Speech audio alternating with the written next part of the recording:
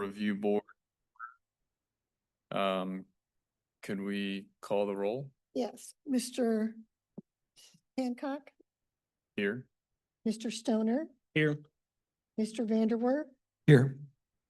Mr. Mitsuno's walking in, He is here. and Mr. Henningsen is stuck in traffic. Thank you. Today's meeting is a hybrid meeting. The public may access and participate in the meeting electronically. Instructions for doing so are posted on the Albemarle County website at the Albemarle County calendar. The public has real-time audio-visual access to this meeting over Zoom and real-time audio access over telephone, both as provided in the lawfully posted meeting notice. This meeting is being recorded and will be made available on the county's website calendar. This meeting is a public record and subject to disclosure under the Freedom of Information Act. All speakers, when it is your turn to speak, please first state your name for the record. Applicants who are making presentations, note that your presentation is limited to a total of 15 minutes, which you can divide among your team members. Staff will let you know when the 15 minutes are up. If applicants in the meeting room have team members attending virtually who will need to present, please make that known when you come to the podium. Everyone who is participating virtually, please mute your microphone until it is your turn to speak. Disclosures. Do any ARB members have anything to disclose? No. No. Thanks. I don't either. Public comment. Are there any members of the public that want to make a comment about a project that is not on the agenda for review? Don't have anyone online. Nobody online? There is one consent agenda item today. It is SDP 2025 00111 micro air building expansion initial site plan. Does any ARB member want to move the micro air building expansion application off the consent agenda for discussion? No. I don't either. Could we have a motion to approve the consent agenda? So moved. Is there a second? Second. Could we call the vote? Mr. Vanderwerf, Aye. Mr. Matsuno, Aye. Mr. Hancock, Aye. Mr. Stoner. Aye. Thank you. Thank you. There are no regular review items today. On to other business. Approval of minutes from September 8th, 2025. Do we have a motion to adopt the minutes? So move. Is there a second? I'll second. We call the vote? Yes. Mr. Hancock, Aye. Mr. Stoner, Aye. Mr. Mitsuno, Aye. Mr. Vanderwerf. Aye. Thank you. Thank you. Old business. Are there board members or staff that have any other items to discuss? Margaret? Yes, we do. We have some sign issues that we'd like to go over with you. Share my screen.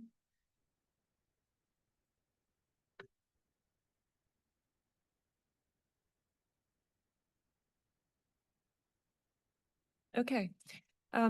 At any given time, we have a number of sign applications under review, and for most of those, we typically need to request some changes to the proposal to meet the sign guidelines.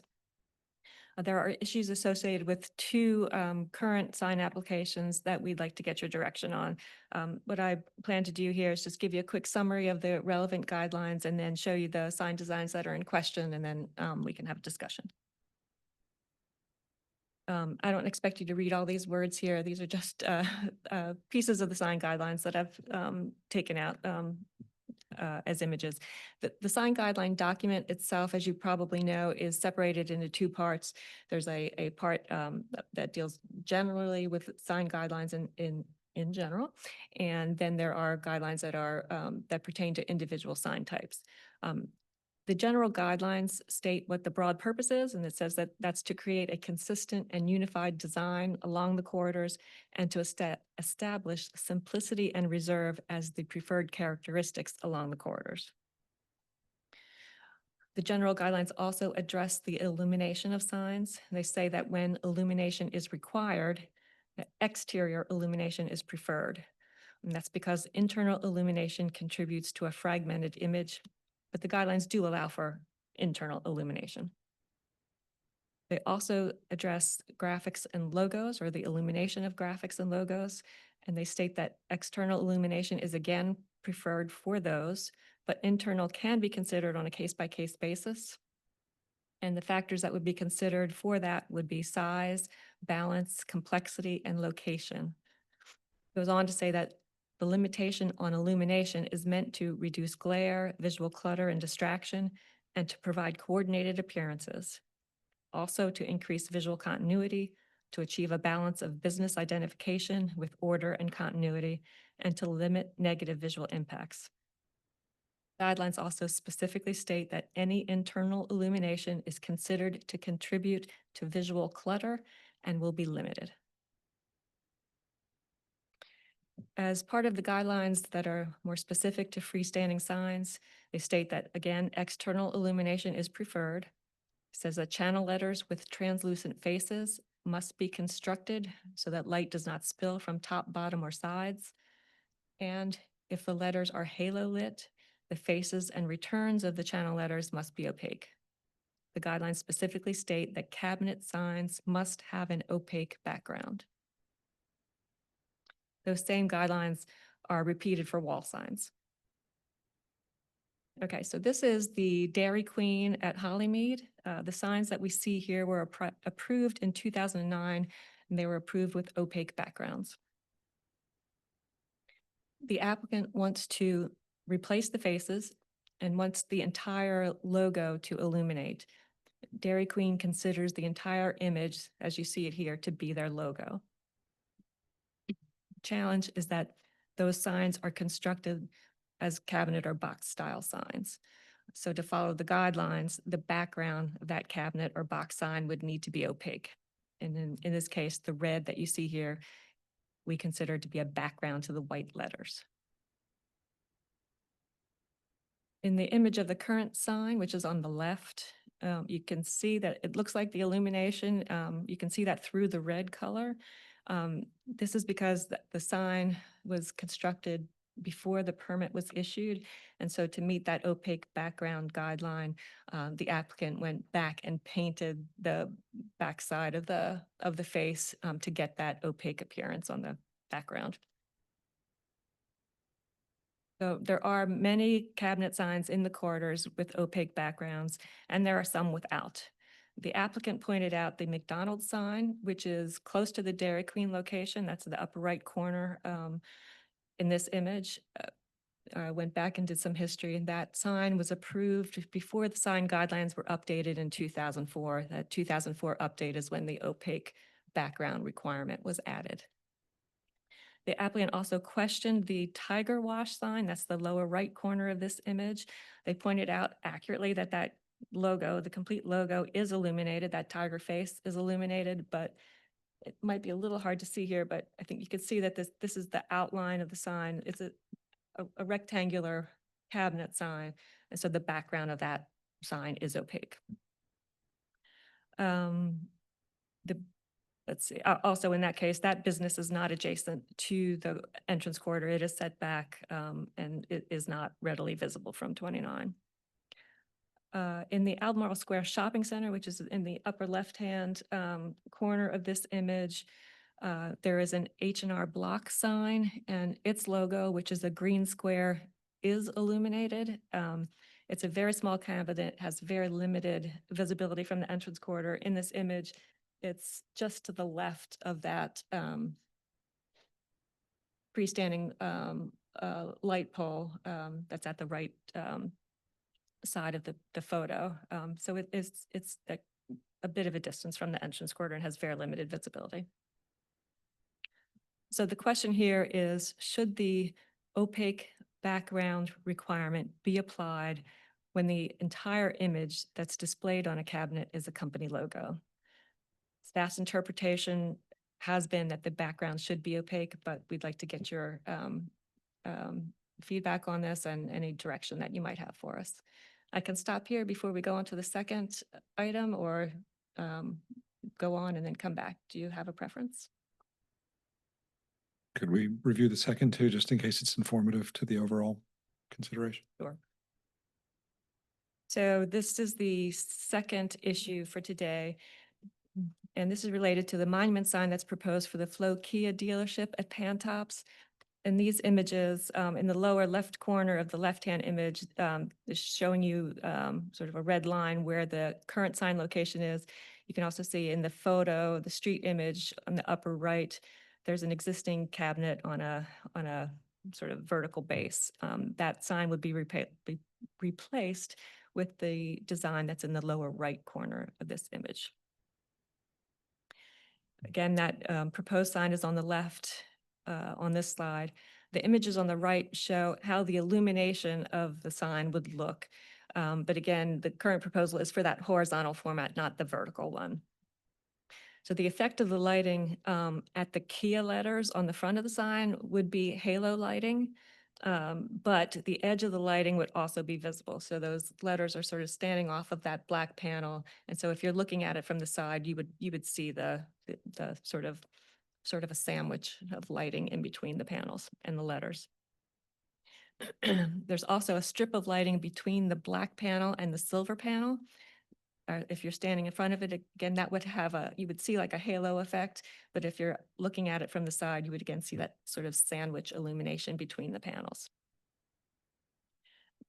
Because that light is visible from the side, or would be visible from the side, we've interpreted that as not meeting the intent of the guidelines. Also, this is LED illumination. It's proposed with a color temperature of 7100 K, and that's really like daylight. Our standard for LED lighting is to request that it not be more than 3000 K, which is more of a warm white light. However, the applicant has pointed out that the light source for this sign is only 288 lumens, and the effect would be a glow and not a glare. The question here is this type of illumination consistent with the guidelines? And that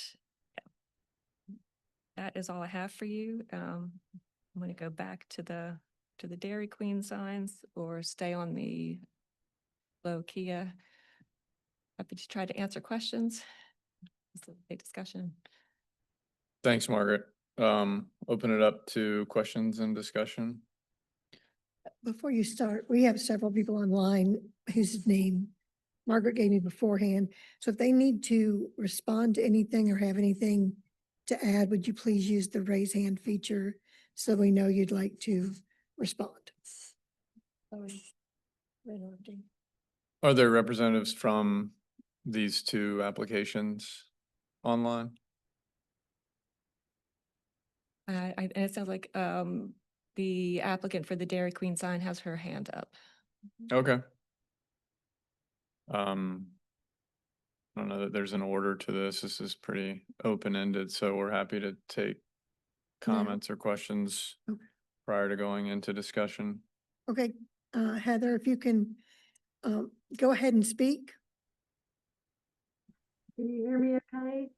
Yeah, just state your name and who you're representing.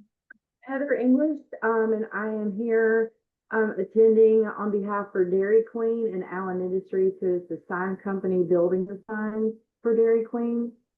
And Margaret, you did an excellent job just kind of going over what the applications are for. I really only had one thing to add, and that is that we provided a U.S. Patent and Trademark Office record for that logo, which encompasses all of those elements that are illuminated there for that sign. So it is their registered trademark with the U.S. Patent and Trademark Office.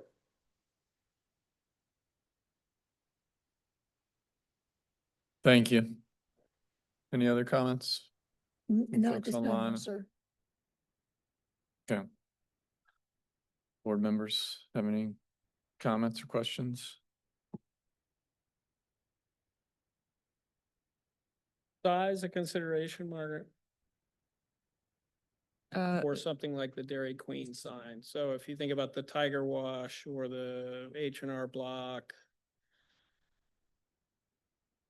I don't know how big this is relative to those. But I'm wondering if that plays any role in the county's decision-making process as it relates to an application like this. Well, the guidelines, let's see, get back to that. The general sign guidelines said the factors to be considered regarding internal illumination are, the first one is size, balance, complexity, location. Could consider that to be, we could take that into consideration. I don't know where proposed square footage of what's on that building, where that lands into the maximum that they're allowed. I don't have those numbers with me.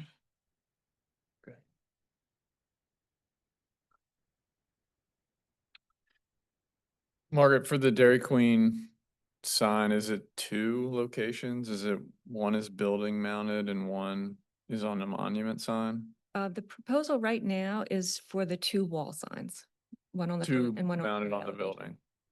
Right. And in the image it's seen here, these are the existing signs and currently just the D and Q are illuminated at night. Is that correct? Yes, I think the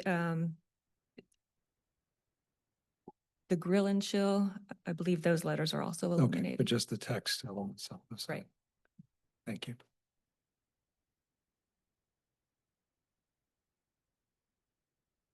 I have 2 people with their hands up. I got Heather again and George Thompson.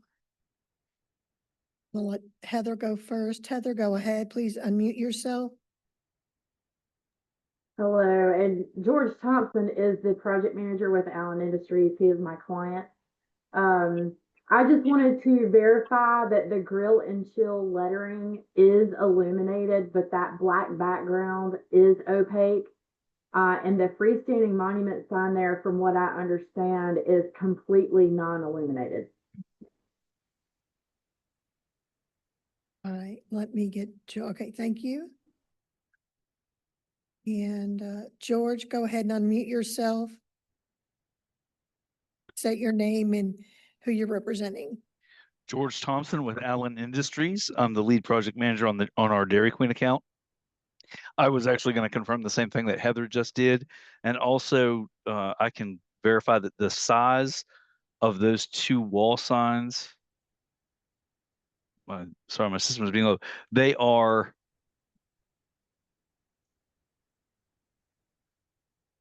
51.5 inches tall and 77.25 inches wide. So they are our standard size logo signs.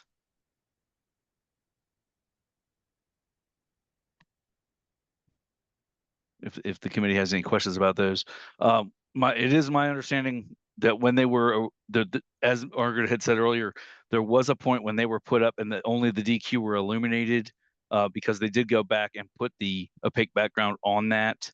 What they're requesting is that they be allowed to show the entire trademark logo on that.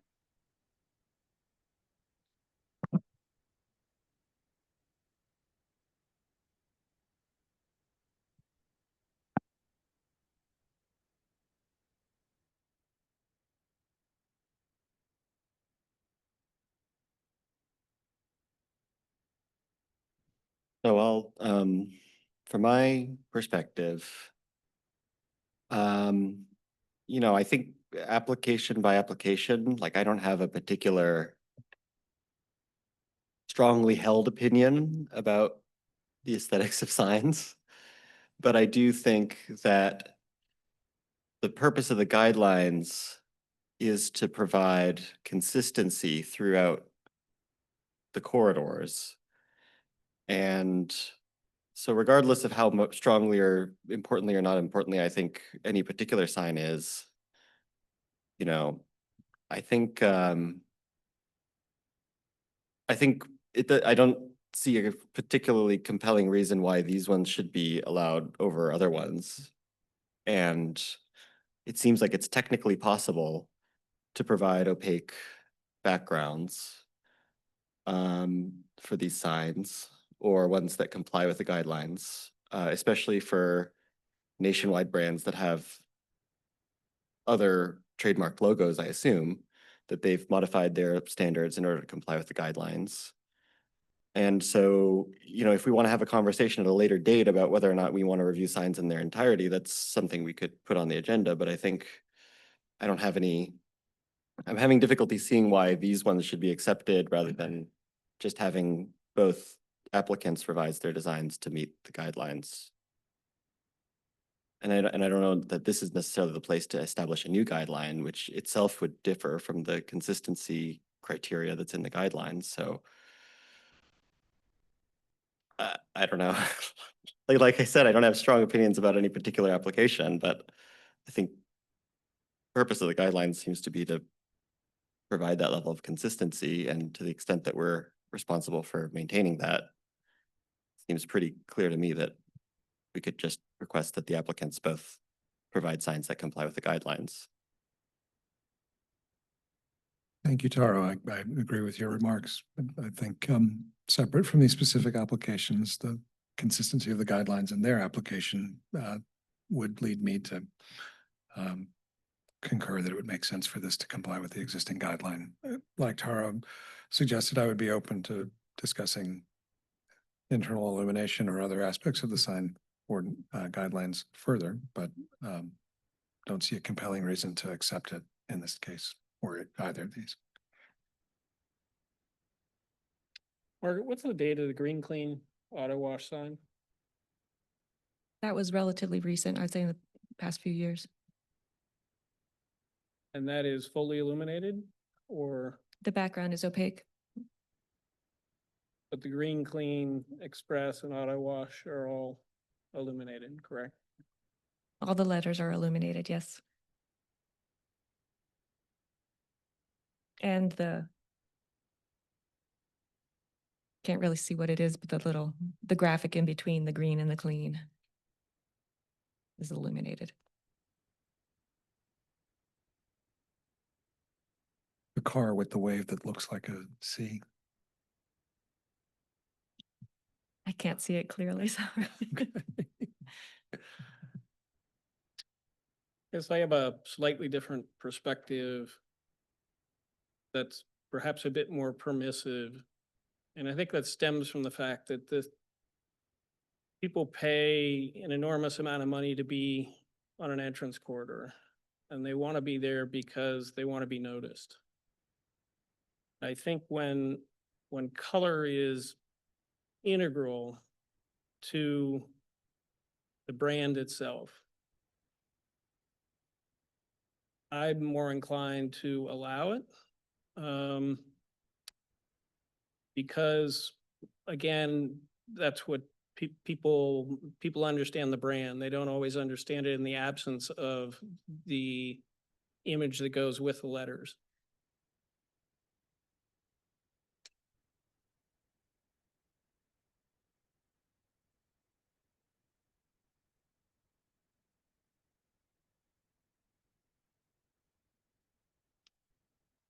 I have a question. If this sign were like a cabinet with the logo in the middle and had a background that was opaque, would it be meeting the spirit of the guidelines? Yeah, so if you took that DQ graphic, that whole image, and you put it where the tiger face is, on this rectangular box sign, and that background was black like you see it in the tiger wash, yes, that whole DQ image, we would approve that as to be illuminated.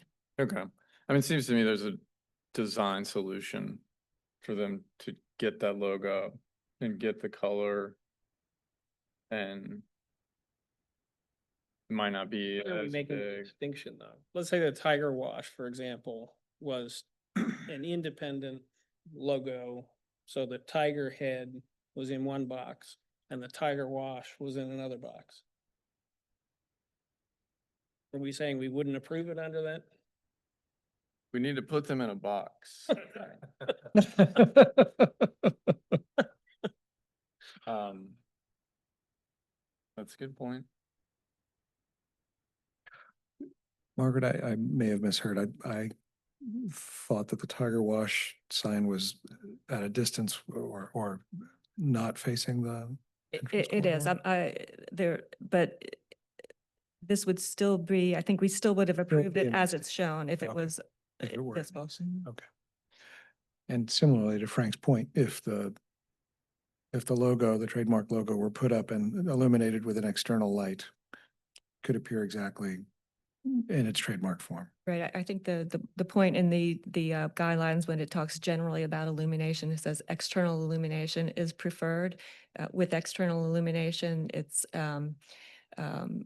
more colors can be approved and the graphics can generally be approved as they are because it's having less of a visual impact. I think that was deliberate when the guidelines were updated in 2004.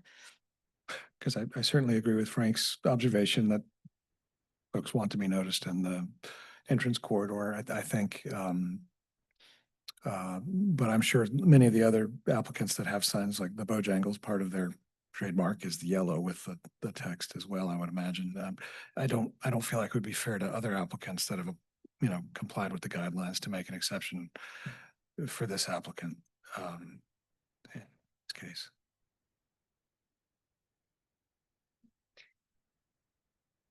I agree. I think that's a good point.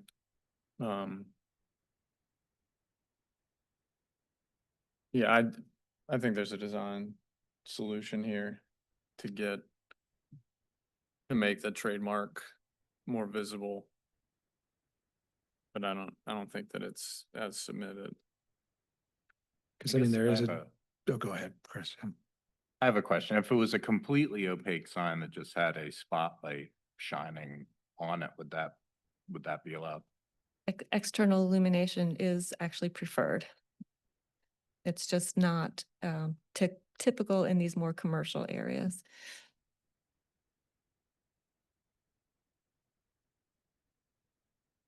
Guess I kind of fall on the line that it's already been stated that if it's compared to other previous applicants who were following the rules to allow an exception, even though, it does seem a little bit like splitting hairs, and I do think it's worth like revisiting the sign guidelines.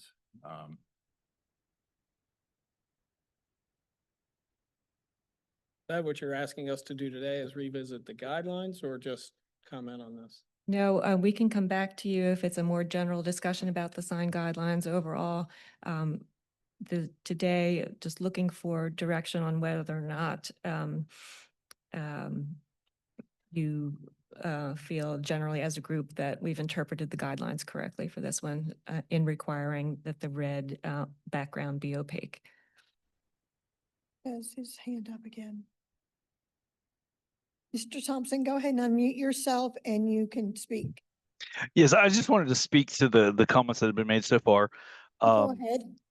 So this application was for face replacements because the faces that were there were damaged. The signs that are there have been there since 2017.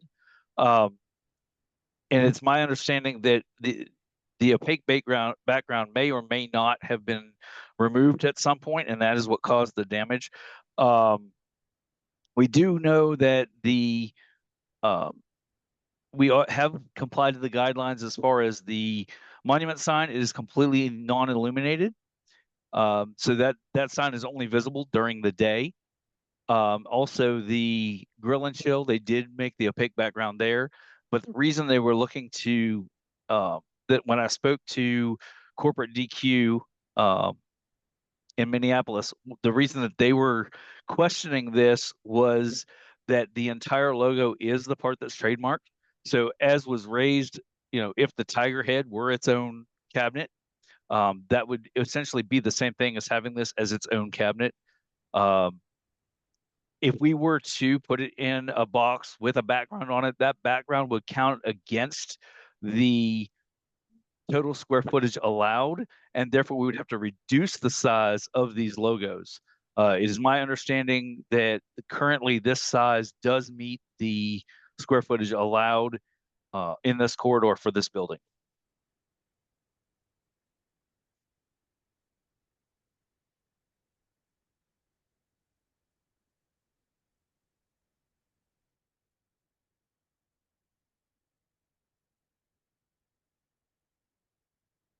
Any other comments? None for me. Not on the Dairy Queen. Do we want to look at the other one, or are these Sure. all comments relate to both? Before we move back to the Kia sign, just to confirm, it sounds like at least 4 out of 5 board members agree that in this case, the red background should be opaque until possibly sometimes we revisit the sign guidelines more generally. Yes. Yes.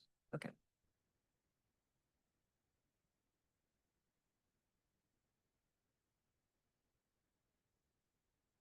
Okay, so here, back at the Kia freestanding sign, and there's illumination, the halo illumination of the letters, and between the black panel and the silver panel, again, halo illumination that would be visible directly from a side view.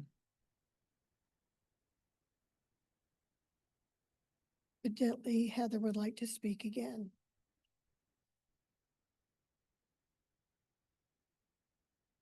Heather, go ahead. Hi. I just kind of wanted to comment on the reference to the red as a background. The entire sign is the logo.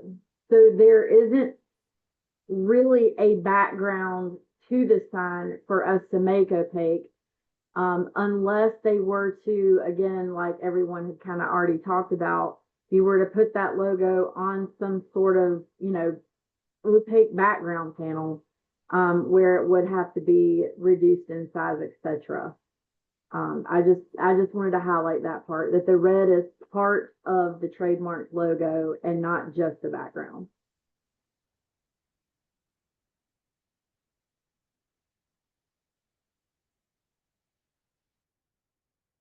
Can we speak directly to them, or? It's up to you. I guess a question, Heather, about how DQ would feel about an externally illuminated logo. George would probably have to speak on that, since he's in direct relation and communications with Dairy Queen.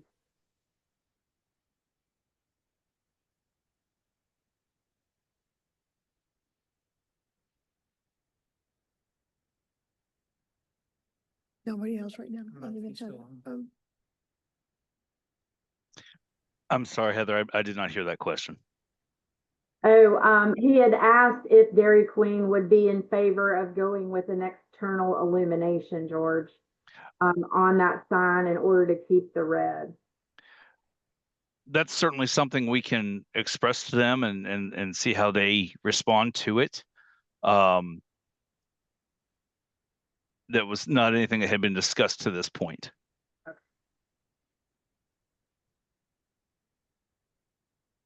I mean, the red triangular area has been part of Dairy Queen's logo since I know I was a little girl, and I'm 42 years old. So that's been part of their image for many, many, many, many years.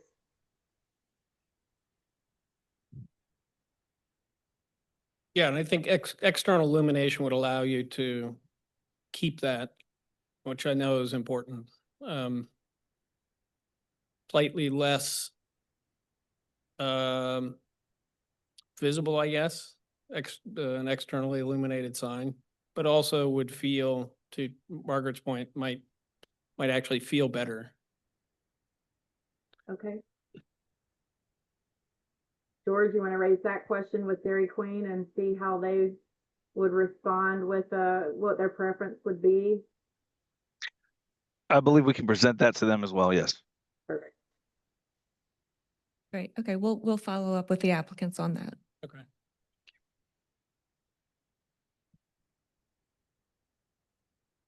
Comments on the Kia sign? So Margaret, the guidelines for halo illumination, do they explicitly define how that light source is supposed to be shielded or not, or? No, they don't. And No. really, this is the first sign that I think where we've seen halo illumination in this way. Typically, it's for individual letters attached to a wall. So you're really not able to see the side view as much. You really are more getting the front on image where you're seeing the soft light around the letters. Um, And Margaret, could you repeat this, I think I missed it when we were doing the presentation about halo illumination, what the guidelines say about that? The specific, let's see, it's talking about letters. If letters are halo lit, then the face and the side or the returns of the letters need to be solid or opaque, so that you're just getting that backlight. So the backlight is implied, at least by the guideline, if, or the shielding of the light within the letter is implied. Do you happen to have the text available to share on screen?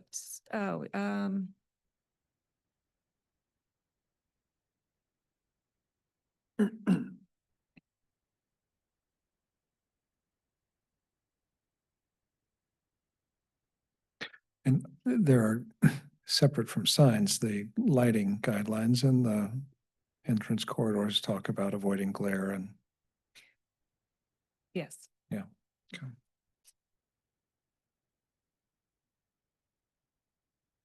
So here under number 3, channel letters with translucent faces shall be constructed so that no light spills outward from top, bottom, sides, or back. If backlit or halo lit, faces and returns of channel letters shall be opaque. So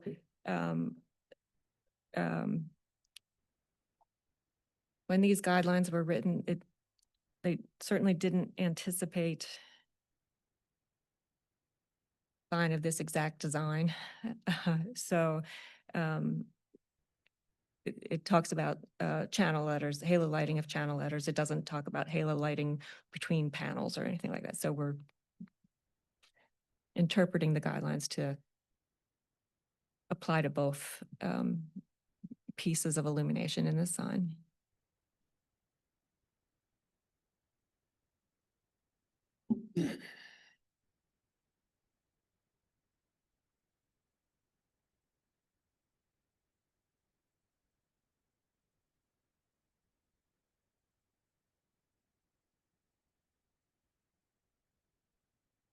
When the text says the faces and the returns shall be solid, the returns, I don't know if I know exactly what they would be referring to. Is that, If you The think about the sides? letter, it's, it has some depth to it. So it's the edge, the side. so then it seems like it doesn't comply, right? Because it doesn't have a Because it doesn't return. have a return. It's a different thing, though. That's a channel letter, so in this case. Oh, I you've got- see, okay.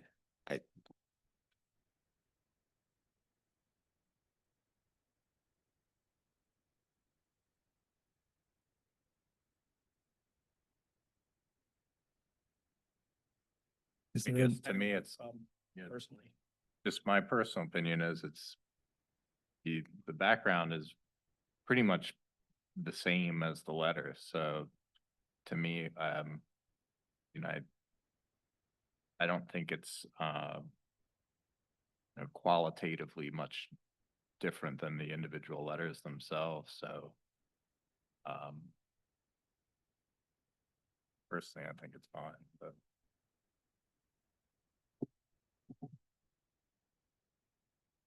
I'm not sure I understand what you're saying. It's not qualitatively different, so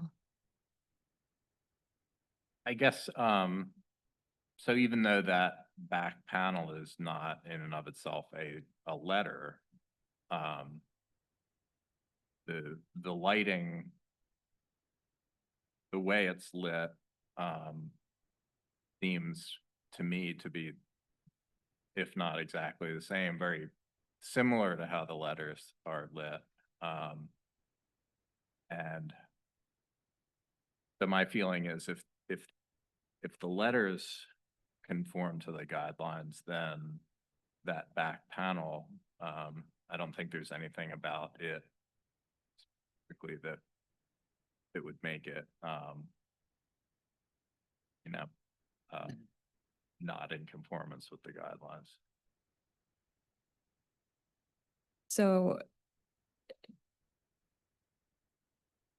the lighting of the letters is not typical of halo lit letters because in this case, you can see the lighting, you'll see it, you'll see that side head on, so to speak. So it's not a halo lighting that we would, that we've seen before.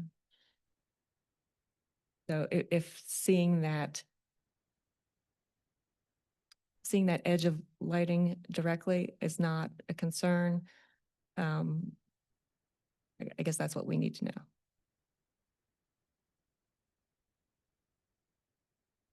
I don't feel like there's a qualitative difference.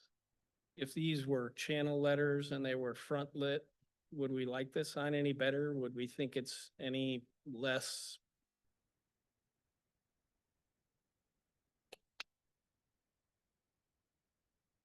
offensive, for lack of a better word? If the lighting was on the letters, it's Yes, themselves on the face of the letters. Which we would allow, right? Yeah, I don't know. I But I think think this is a much far more elegant solution. certainly I think, I don't know. I feel in a weird way, like vigorously defending these sign guidelines that I don't have especially strong feelings on.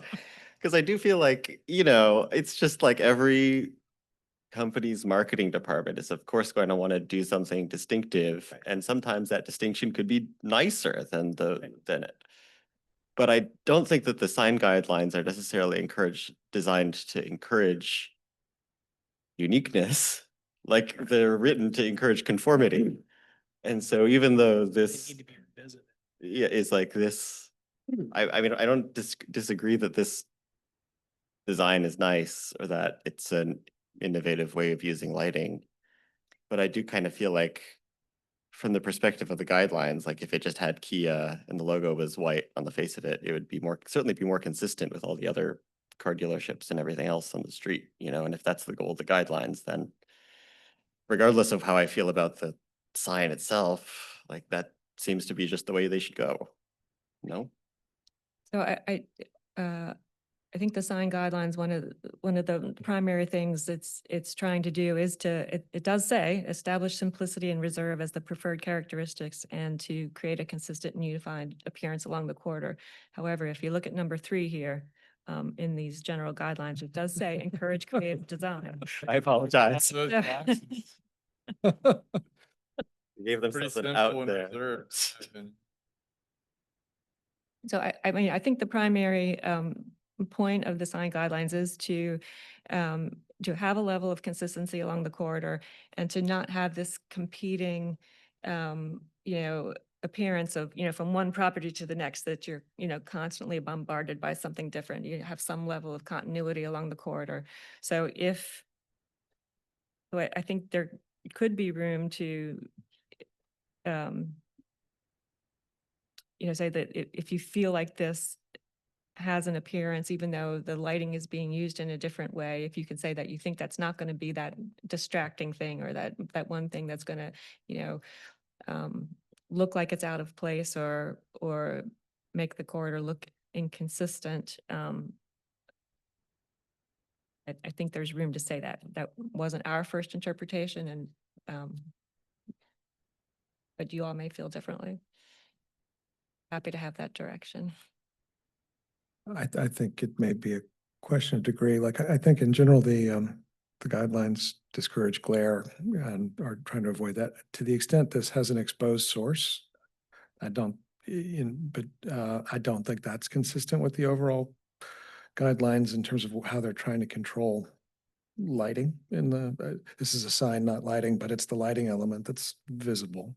That's what I'm unclear on. Is it encased? It sounds like it's a layer of luminescent material behind the lettering. Yeah, so I think the image in this drawing is not completely accurate. Let's see if I can The get. my gray items at the pointer. outset So that in are the shown. as Side black. image, Yeah. this white here is the illumination that's between the black panel and the silver panel. And the letter is what's sticking out here. What it's not showing is the halo lighting, the lighting between the letter and the black panel. It's not showing up Right. in the side view, but you can see it in these images of constructed signs. Right. So when the depth of that element is controlled and you do end up with something that's effectively like a halo light, that's probably, for me, still reasonably consistent with the overall intent. But to the extent it opens up a precedent of sort of an unshielded side light source as part of a sign, I'm less comfortable with that. Yeah, I agree. I think if you could, if it's open and you can see the light source, then that's not appropriate or is not in the spirit of the guidelines. But if it's enclosed and it's translucent or, light is emitted through whatever material, I'm okay with that. So it may be helpful to look at a more technical drawing of the sign to understand that, at least for me, but So I think that this, when you're looking at it, just to be clear, you're not seeing actual LED bulbs, right? So it is enclosed in some material. But you are getting that side view that you wouldn't normally in a wall mounted halo lit letter. and I think also these views are quite close to the sign, quite oblique. A lot of the views in the corridor obviously are from further away and at some speed in many cases. So a distant, more frontal view of the sign might be helpful to understand its appearance for me. But Yeah, a photo of an existing one, a frontal image. Yeah. yeah, I mean, just turning so the one's looking more frontally at what we're looking at very obliquely in these would be helpful. Okay.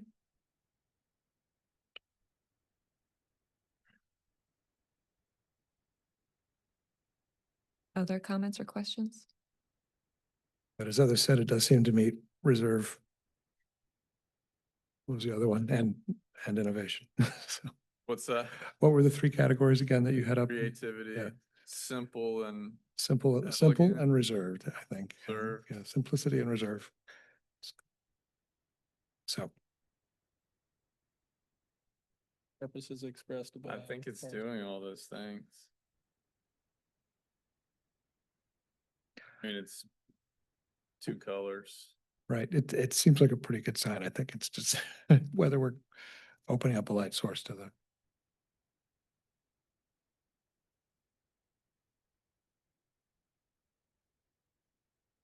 So it sounds like it's coming down to the issue is the exposed light source for maybe 2 or 3 of you. Yeah, I don't think you want to see the point like of the light. I think you want to make sure it's like diffused and consistent and there's a material. And I'm assuming that's what you would want as a designer. You wouldn't want, to expose the kind of So wreck of it, yeah. so I think this layer is, if that layer is light LEDs enclosed with acrylic or something, you're good with that? Yes. That I see 3 nods, 1 sort of nod. Yes, the only, like the tall vertical, call it the monolith sign, it appears to have a frame around it that might be capturing that. This one doesn't have a frame around it, so I don't know to what extent, if that light source is visible all the way around. Again, it's difficult to judge whether it's a source of glare or not.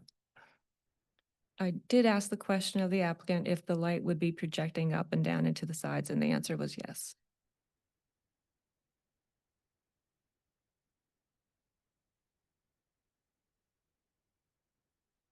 I guess, yeah, it would be helpful for me to maybe just see some more detail. Again, it's elegant, it's reserved, but at least I personally, I have concerns about the light source and the precedent of having one exposed.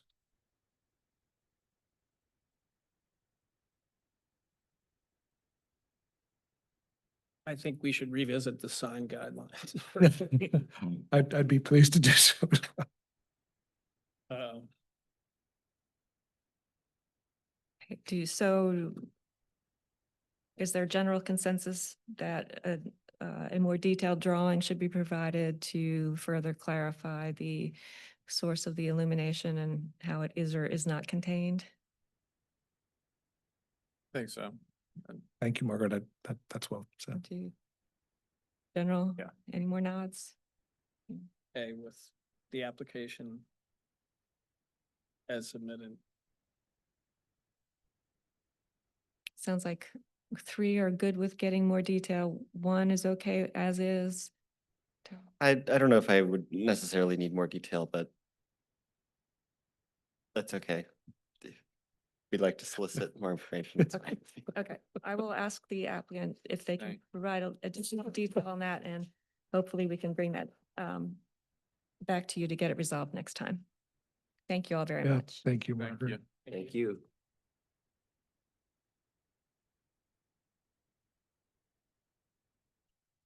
No, you have the gavel. Okay. In that case, the next ARB meeting is scheduled for Monday, October 6th, 2025 at 1 p.m. I'll just run down the line and just a yes or no if you can attend. Dade, I'm planning to. Tara, Yes. Frank? Yes. Frank? Yes. And that's a yes for me. And So in that Chris, case- may I ask, sorry, just, do we know yet whether all meetings or any in October will be held or canceled?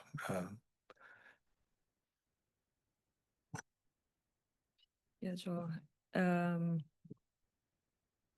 going to ask Carolyn to double check me. I believe we do not need the meeting on the 13th, but we do need the 20th and 27th. That's correct. And 6th. The Yeah. 6th, yes. Thank you. All right. In that case, this meeting is adjourned until our next meeting on Monday, October 6th, 2025. It's 1:54 by my watch. Thanks a lot. Thank you. Thanks. Thank you all. Thank you. On that bridge.